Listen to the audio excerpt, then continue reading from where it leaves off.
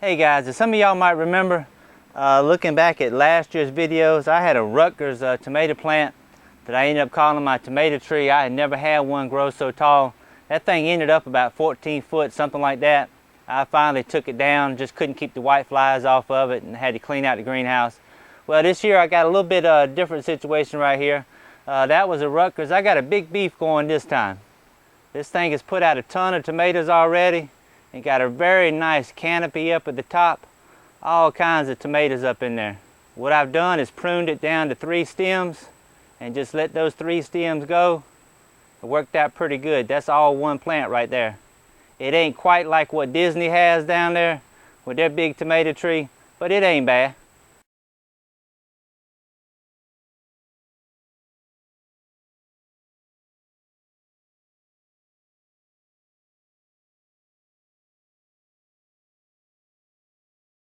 And that's pretty cool when you can walk up under this thing, reach up in here, pick your nice tomato off of there, just like picking off an apple tree. That's kind of cool. What I want to talk about right now is these peppers and what's going on with these things in the beds. For some reason or other, the bugs, whether they be the flea beetles, whiteflies, whatever, they absolutely will not stay on these plants. They just won't do it. Back in late April, May, somewhere there, when I went back and before I planted these peppers, I amended the beds. And if y'all remember, I put cottonseed meal, bone meal, a little bit of wood ash, some horse manure, and I think I put some Azomite in here. Somewhere in that combination is something that makes the bugs not want to stay on these plants. As you can see, this long bed of tomatoes is empty now. I emptied that out yesterday, just cleaning everything out. What would happen every time when I sprayed the tomatoes, most of the time I spray them with neem, sometimes the spinosad, mix in some dish liquid with it, and the bugs, the whiteflies, would head over to the peppers. And I would spray the top of those real lightly because I didn't really like using neem because it's an oil and it coats everything and it gets all sticky and gooey and it just doesn't look good. I'd always make sure I came back real quick when I finished spraying and washed the peppers back off so that stuff wouldn't stay there.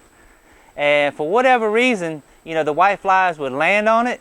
They'd be there a little bit for a few hours and by the next day, they were gone. Now looking at that Trinidad scorpion right there and the other hot peppers in that bed, I can somewhat understand the bugs wanting to leave that alone. I wouldn't mess with that sucker either. That does not explain what's going on in the rest of the beds down there with all the sweet bell peppers. Last year, I had a hard time with insects on my bell peppers.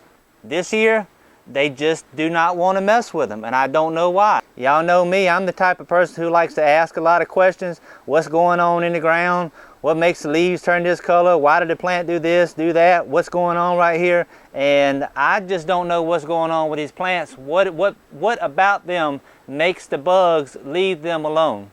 If anybody has any ideas, I'd certainly appreciate it because I want to do the same thing again. It's not easy sometimes to get a bell pepper to stay in good shape till it turns all the way completely red, but there's a lot of red peppers on these things right here. So many I need to do a good picking here in just a little bit.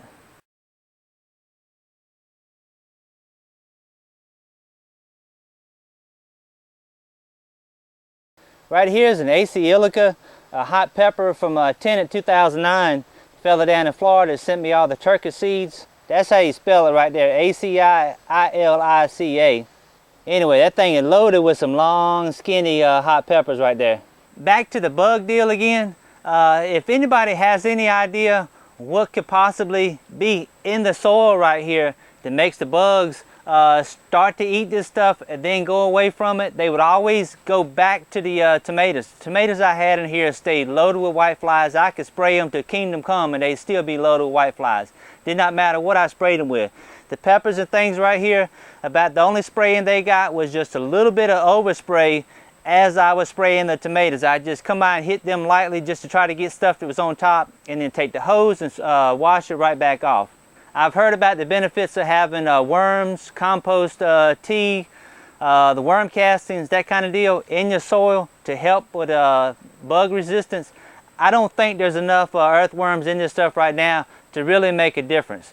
There's something in that combination with the cottonseed and the azomite. Somewhere in there is something that makes these things, the bugs, want to leave them alone. As soon as y'all figure that out, how about let me know? But in the meantime, when I get ready to plant my next row of tomatoes in here, and when I get in the other greenhouse over there, when I start planting tomatoes in there, I'm going to go back with that combination as best I can and see if I can do it again. While I got your attention real quick, let me give you a quick run around here and show you some of the things that's going on and what's going to be coming up in the next month or so. Got a lot of work to do. I had several people ask me how the hydroponics and stuff was going. Just way too hot in here to try to do anything right now. I do have some tomatoes going, rooting right now that I'll be able to get started in the next couple of weeks. But this is everything just sitting here waiting right now. I moved the rails down here to the end of this other greenhouse, just sitting here biding time. The bucket set up, same deal, just sitting here biding my time. In a couple of weeks, it ought to be lined up all the way to the other end of the greenhouse. What am I going to put in those buckets? What I got right here is a bunch of suckers that I rooted. All of these came off of that one tall big beef plant in there. I used that as the mother plant to harvest all the suckers off of, and I'm going to use them for everything for the fall.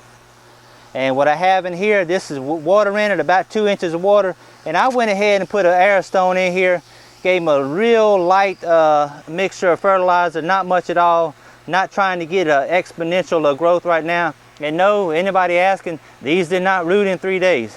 These have been going on for a few weeks now. They'll be acclimated to growing in the water, so when I put them in the Dutch buckets, they ought to just take off. Y'all know we got to do some grow bags and plant some tomatoes in the ground. This is my transplants right here, coming on another 2 weeks or so. Might be ready to put them in the ground and go ahead and get them in some bags. Y'all have heard me talk about soil building time and time again, the importance of getting the soil right. Get the soil right, take care of the soil will take care of you. This is some goat manure that I'm hauling right now, trying to get my soil right. With all the rain that we've been having, the grass has been growing like crazy, and rather than just keep going in circles, round and round and round, trying to mow that stuff up, I decided I would start harvesting grass clippings. This is about 3 or 4 truckloads right here, already starting to pack down real nice. Starting to put this stuff on the gardens and paying off already. This winter's wood pile is looking pretty good. I don't think I have enough to make it through, so I'll be cutting wood again here pretty soon. All right, guys, we can wrap this one up here. If you got any ideas, suggestions of what may be in that soil that would have made those bugs want to leave those plants alone, I certainly appreciate it. Looking at other stuff going on around here, I got a lot of work to do. The days are starting to get shorter. They're not really getting cooler yet. It's still hot as heck out here right now, muggy too. But we'll get some cool days for too much longer. We'll get the greenhouses cranked back up, get all the hydroponic stuff going on in there, and I might even see my way to start building that 3rd greenhouse. You never know. I got a lot of things on my list, and it's just one of them deals where I might wake up one morning and mentally go down my list and say, that's what I want to do today. Next thing you know, there'll be a chicken coop sitting out there somewhere. So y'all take care, and Lord willing, I'll see you next time.